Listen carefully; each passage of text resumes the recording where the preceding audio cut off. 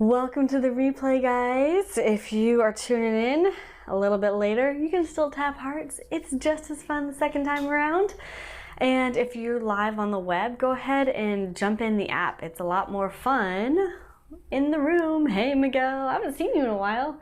We're probably on different schedules, but I hope you've been writing. How is your writing coming?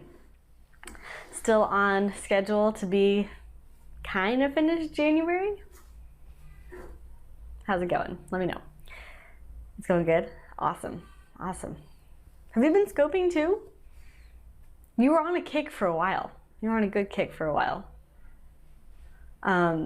So today, guys, we're talking about negativity and haters in your writing. Hey, Nas 1999.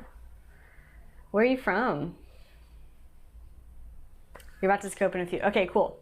I will tune in for sure.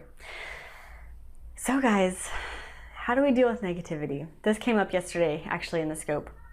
It's been a while. I know it's hard to get in a rhythm, and then once you kind of get out of the rhythm, you're like, oh, everyone forgot about me. But you can always come back.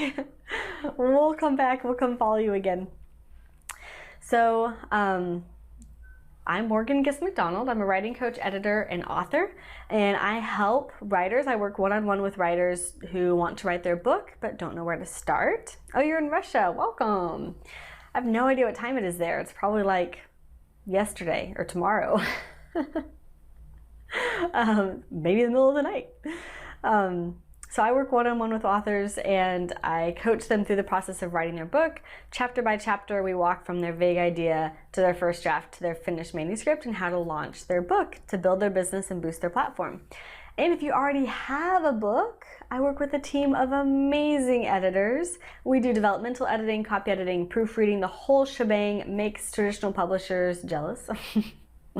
Just kidding. But we do put out really, really high quality editing. So we are your go-to spot for coaching and editing. And what are we talking about today, guys? Well, welcome everyone as you're coming in the room. Pop in the chat. Let me know your name and what you're writing. Hello, hello, Moro. How are you doing? I don't know you yet, but we could be good friends someday. We're talking about negativity and haters in and around your writing. So first I want to talk about sort of general negativity and how that affects us and how we deal with it, and then specific to your writing. So how can we keep this negativity from really weighing us down and preventing us from making progress in our book? Hello from Istanbul. I think I've seen you in here before. Welcome back. If you like what we're talking about, tap those hearts. Let me know you're there. Let me know that you are engaged and that what we are talking about is relevant to you, so I can shape my content around you. And if you want to know more information or catch the replays, I post all the replays at paperravenbooks.com/periscope. You can always catch them there. And if you are not already following me, hit the Perry dude down there, change that plus to a check, and it'll let you know when I'm live, and you can catch the replays later then too. So this is a big deal. This is something that has become more apparent to me as I become an entrepreneur. The idea that negativity and positivity are really impactful in our own productivity. And those are all the IVTs. But as I moved from the realm of like academia into being an entrepreneur about almost 8 years ago, 6 to 8 years ago, depending on how you count the transition. I know, Miguel says, I stay away from haters, I ignore them like they don't exist, and I kill them in my story. I love it, the power of being a writer. But I realized as I was moving, I was moving into this like brave new world of being an entrepreneur and really leveraging my writing for my business, that my own mood and perception of my writing was really important. And I also noticed I had a lot of friends who are really negative. Academia is really negative. A lot of the friends that I grew up with are really negative. There are people who just tend to kind of complain or point out all the ways in which something might not work.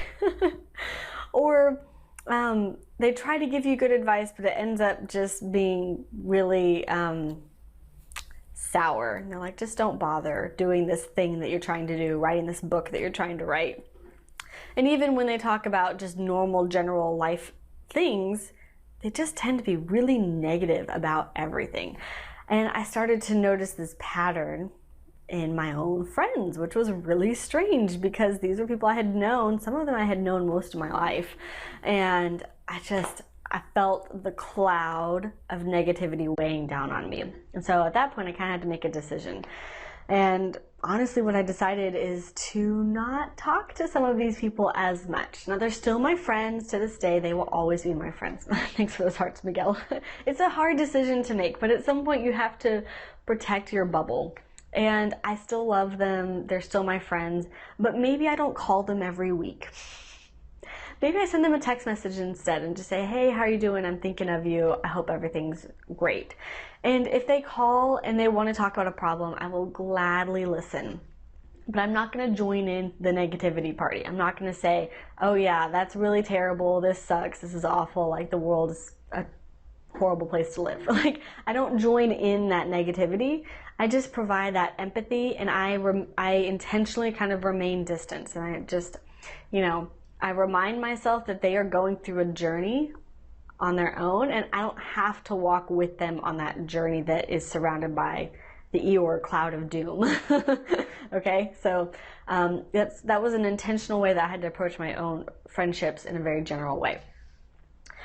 And at the same time, you have to surround yourself with positivity. So you have to be really intentional about seeking out people who have a positive message, and especially about writing. Some of my favorite people to follow are Michael Hyatt. I know, Miguel, I don't watch the news. It's way too negative. I read bits of the news so I can keep up with everything, but I don't delve into it. I don't spend hours watching the news anymore.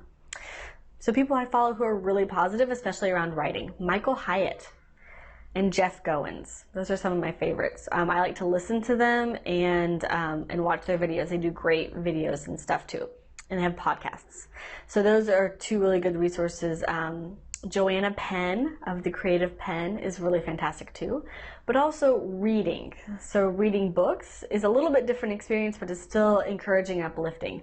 So I really like Stephen Pressfield, Anne Lamott, Jeff Goins also has a couple of really good books out. So just this idea that you want to go out and seek and find people who have these positive messages, especially messages around writing, because writing is its own kind of difficult journey. So every day you should be intentionally absorbing something positive, whether it's a podcast while you're walking to work or whatever. Yeah, exactly. Kadra, sorry, I'm going to look at your name. Kadaj. Creative inspiration. I like it. Exactly. Yes. And so every day you're either listening to something or watching something or reading something that is going to uplift you and encourage you and inspire you. But you are responsible for your own inspiration. Of course you missed something. We've been talking for like 10 minutes. We have had all sorts of good stuff. We're talking about how to distance yourself from those negative people in your life and go out and intentionally cultivate and encourage positivity in your life. And something that I really want to emphasize is that it is your responsibility to maintain your own positivity. So do you shut off the world? Do you feel responsible to be a citizen of the world? Oh, it's okay if you're late. You can always catch the replay. I am responsible. I do read the news, but I don't spend hours listening to and dwelling in the news. And so I find the information that I think is relevant to what I can do. And then my husband and I intentionally find certain organizations and ways that we give money and time and resources to helping world problems. And we're very intentional about that. But that doesn't mean that I have to get really absorbed in all of the political back and forth and banter or stuff like that. I mean, I can do things that create positive momentum in the world, and I can talk about particular issues that are really important to me. For instance, in my business, my own business revenue supports Pencils of Promise, which is an organization that builds schools in third world countries. And I'm very involved and up to date with that kind of stuff. So there are ways in which you filter negativity and positivity. Like, I will never watch The View, for instance. It's a talk show in the US. It's all about banter and celebrity who did this, what, and said that, and nonsense. There's no reason for me to devote any time or attention or energy to this kind of like just nonsense. What I do is I seek out ways in which I can feel like I am contributing or making a difference in the world. Do you equate writing and writers with blogging? A lot of writers do lots of different types of writing. So most writers do have a blog. You should have a blog. They do guest posting, they do shorter ebooks, they do longer books. Like there's lots of different ways to produce content as a writer. Blogging should be one of them. And bloggers also go through some of the same struggles that writers do. And so there is an overlap. I would almost call it like a Venn diagram of like writer and blogger. Why did I make the whiteboard way above my head? Because there was a glare. So I had 2 whiteboards and I used to use them for like drawing and doodling. But I think Periscope is a waste of time. I'll get to that. But there was a glare right there and it really bothered me. So I just went with the 1 just so I could keep my web address right above my head so that whoever pops in and out can see where to find those notes and replays. Periscope, everything that you absorb content-wise has to be really intentional. So I have probably 15 or 20 people that I really follow on Periscope, and I will either catch some of them, depending on the topic, I will catch live, but a lot of them I'll devote, like while I'm washing dishes or something in the evening, I will catch up on some replays and try to make sure and tap hearts. I am married, irrelevant, but sure. Married with kids, we're all good here.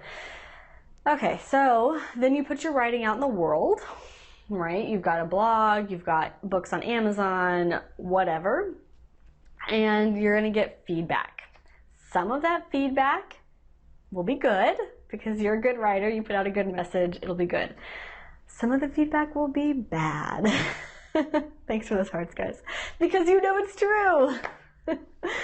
No matter what you do, you're gonna get someone. Hello, whoever just joined in. Hello from Brazil. No matter what you do, no matter how good your book is, no matter how good your writing is, you're gonna get some bad reviews. How do you respond to them? Miguel said it earlier, he ignores them or he creates characters in his book and kills them off. Which is awesome. Hello from Iraq. Welcome, guys. This is a very international Periscope today. So, yes, learning to ignore people who don't matter is a great skill in life, period. This is true whether it's blog comments or Amazon reviews or the lady down the street who always tells you her opinion, right? So learning to ignore people who don't matter is a skill that you're going to cultivate throughout your life. But you should have discernment in who matters and who does not. So there may be an Amazon review that's a 2 or 3 star and it has some good points about something you could have changed in your book. And you should wisely pay attention to that, right? So maybe one good way to do that is to, before you go read Amazon reviews, kind of put yourself in a frame of mind and say, this might be a bad review, I don't know, but there may be bad reviews that I'm gonna go look at. And I need to be able to read the review fully, totally, wholly, and be able to say, that does not matter, or that person has a point. Or if it's a good review, celebrate, because that's always fun. So use your discernment. And mostly what I want to really communicate to you in this scope is that your energy, your motivation, your enthusiasm, who you surround yourself with, who you allow into your life is your responsibility. You are a person of agency, a person of action, a person of responsibility. And use your filters, use your wisdom, and use your discernment to cultivate this motivation, okay? It's hard, and it helps if you have friends. And find some community. Go on Facebook. Hey, Periscope, hashtag Periscope writers. Thank you. Thanks for those hearts, guys. That's awesome. I'm glad this is resonating with you. When you're in the comment section, find people that you connect with. Connect with them then later on Twitter. Start up conversations. Say, hey, what do you, that's fine, you can rest. What are you writing about? And offer to support each other. Offer to beta read stuff. Offer to give them feedback and build. It is also your responsibility to help build a community of writers who are encouraging and supporting. Sure you can. You can swipe over here, you can see who else is in this scope, you can look them up on Twitter, and you can say, hey, saw you in that writing scope with awesome at Morgan G. Mac. What are you writing? And just start the conversation. Communication is a skill. You can always get better at communication. Communication in a foreign language is a skill that you have to work on harder. Everyone does not hate you. That is not true. Likely, you don't let people know who you are. Do you honestly try to let people know who you are? Do you honestly try to connect with who the other person is? Do you ask other people who they are, how they're doing, what they're working on, how they're feeling? You have to put yourself out there to ask other people about their lives and to be genuinely interested and want to get to know other people, and they will respond in kind. This is how we grow and mature. Not everyone is rude. I'm not being rude to you. We're good. We're having good communication right here, right now. Look me up on Twitter. You can practice with me at Morgan G. Mac. Start a conversation with me. Exactly. Practice makes perfect, and screw the haters. That's a great wrap up, Miguel. Thank you for that. All right, guys. Okay, y'all have a good day. Go cultivate your bubble of motivation and enthusiasm. This is important. This is a life skill. And don't let those haters get to you. Just ignore them, filter out the good advice they might give you, and then push them aside. You don't need them. You've got places to go. All right, thank you guys. Y'all have a good day. Be sure to hit the follow button if you're not already following me, and we'll catch you tomorrow. Bye. Thanks for hanging out. Miguel, can't wait to see your scope. I expect you to be scoping very soon. Bye.